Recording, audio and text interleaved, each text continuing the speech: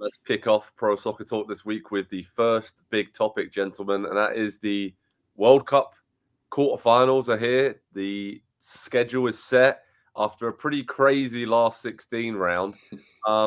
First up, Nick, going to come to you. What are your biggest takeaways from the last 16? Because probably apart from maybe one or two games, it kind of went as expected, right? In terms of the teams that made it through, but it certainly wasn't less dramatic than we thought because the whole tournament so far has just been so full of drama, and the last 16 really set things up nicely. But what were your big takeaways? Yeah, it's a shame that the United States played its best game and lost. That is a big takeaway. It's a shame that Nigeria had to play England because I can't believe how good they looked against England, and I don't know if that scares you as an Englishman, Joe. But those are the two things I would say. The rest is that it went almost exactly as I thought. Although the one thing I'll say is it's left me thinking: does Australia have that magical host nation energy right now? Yeah, Andy, do you agree with that in terms of where we're looking at with Australia? Because they seem to be riding the optimism and the confidence of playing in front of the home crowd. Sam Kerr's back now, and Yep. and then you've got teams like France who are kind of just flown under the radar the whole tournament so far, and Colombia, I guess, as well. Been a real surprise package, but have been excellent throughout the tournament. So some great different storylines and teams on very different levels and trajectories throughout the tournament, but. Last 16, as Nick said there, kind of went as planned, but now things have set up really intriguingly for the quarterfinals. Yeah, it kind of went as we needed it to go, right? Yeah. You want the great stories, and I think I said this last week. You want great stories and upsets and teams to come out of nowhere. But at a certain point of a tournament in the knockout rounds, you want the big teams facing one another. And so you get Spain, Netherlands, you get Japan, Sweden. Only would have been bigger if it was Japan, USA, obviously. Australia, France is an incredibly interesting matchup for all the reasons that you guys just mentioned there. Sam Kerr coming back.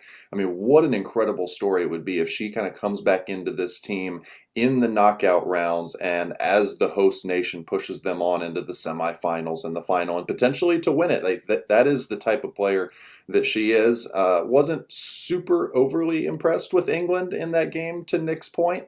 But going into the tournament, they were one of, if not the favorite to win it, and so they need to be there. And Colombia being the one kind of surprise team that's still left in it, the fact that they had Jamaica, that was the one kind of coin flip of the round of 16. And so it's kind of the perfect quarterfinal, I think, because you've got almost all of the teams that you kind of earmarked going into the tournament and said, okay, this team could win it, this team could win it, this team could win it. Aside from the U.S., I don't think anybody was really on Brazil in this tournament. Not many people were on Germany either. And so we've got, I think, probably, 6 or 7 of the 8 best teams that were at this tournament that are still alive in the quarterfinals. And that is, to me, that's the perfect way for a World Cup to play out.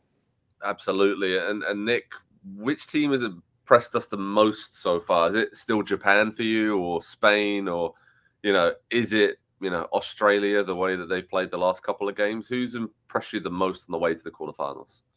Yeah, I'm going to go with a tie again for Japan and Spain, and that seems accurate considering they were in the same group together. They continue to just pound teams, and Japan, their 3-1 scoreline over a decent Norway team kind of matches up with a 5-1 over Switzerland for Spain.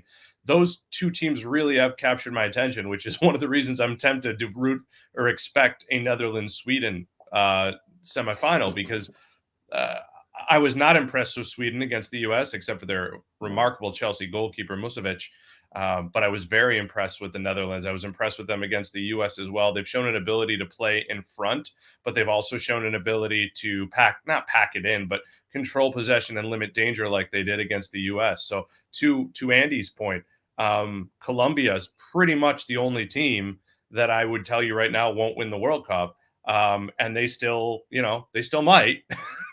But there are 7 teams that if you told me they were going to be left standing at the end, I'd say, all right, I can create a scenario for that. Absolutely. Andy, when we look at the actual quarterfinal matchups, which one sort of excites you? I mean, if we go through now and do, maybe our predictions for who's going to advance. But you mentioned it there, some absolutely huge games, especially the top half of the bracket on that one side. It's really loaded, isn't it? So what are you looking at, and kind of what are your predictions for that top half of the bracket?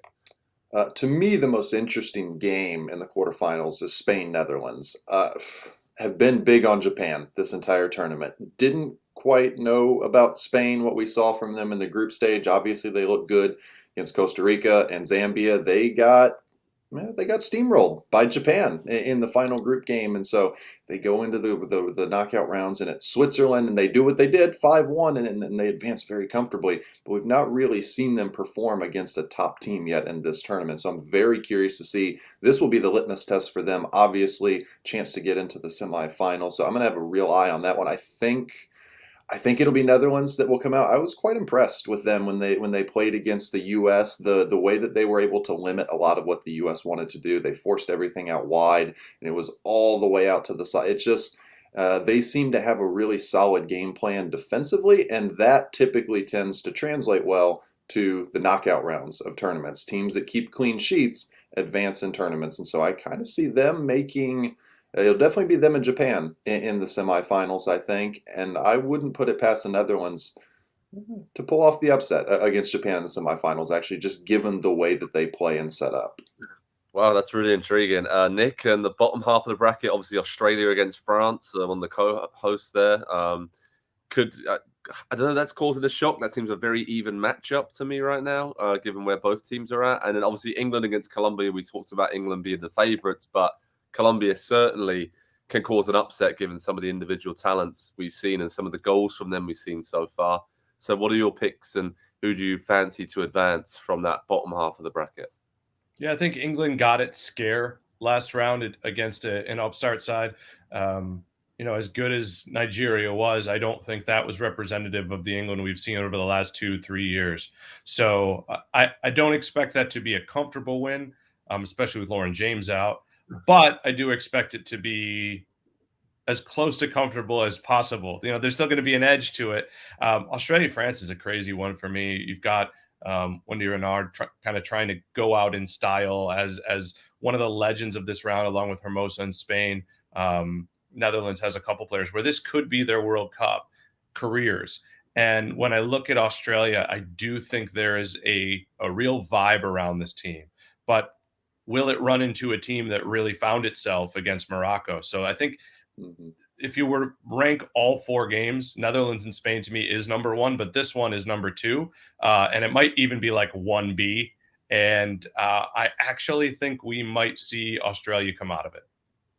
Very quickly, lads, have you changed your mind on who the winners are going to be? I'm still going to pick England, but have you guys changed your mind now? I have. Yeah, I think I've been telling you it's going to come out of the top of the bracket, and that feels like cheating. So now I'm going to narrow it down to one game. The winner of Spain and the Netherlands is going to win the World Cup. Andy, you agree?